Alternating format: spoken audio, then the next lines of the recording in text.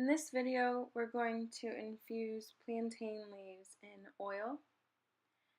These leaves and plants can be found in your garden, maybe growing up as weeds in the yard, in sidewalk cracks, pretty much everywhere that you step. Mine I pulled from my herb garden. So I'm just going to crush these leaves in between my hands a little bit to kind of release the juices, fresh leaves, and put them in a jar. And I want to fill the jar maybe full enough so that you can have the oil over the top of it about an inch or so. And this will help prevent mold growing on the leaves, which will contaminate your oil. So I'm going to drizzle olive oil over the leaves nice and slow to try to avoid getting air pockets.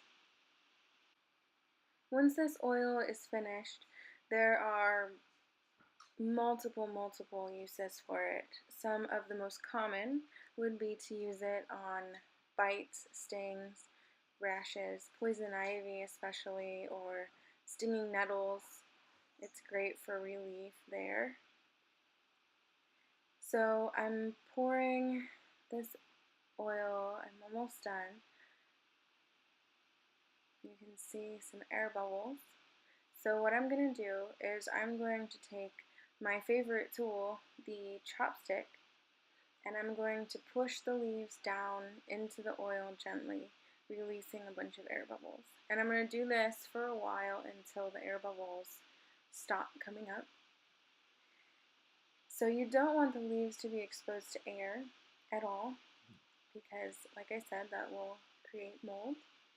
And if you don't want to use this oil directly, you can make a salve with it, which I will show how to do in a different video.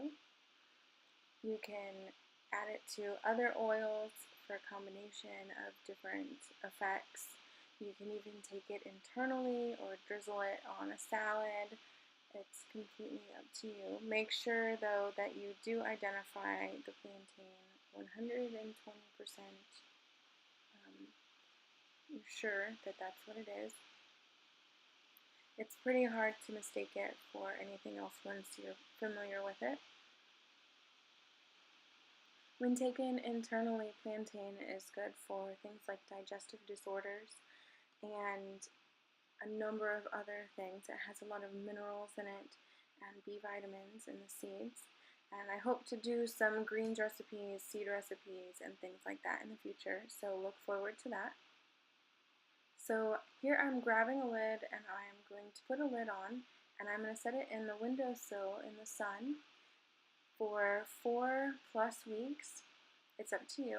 Sometimes I infuse mine for 6 months. It depends, or do a double infusion. I shake them daily just to make sure that there's not mold growing, and sometimes they might need pushed down again. But once it sits in the sun for 4 weeks, it is ready for use and ready for you to experiment and do whatever you'd like to with. Thanks for watching.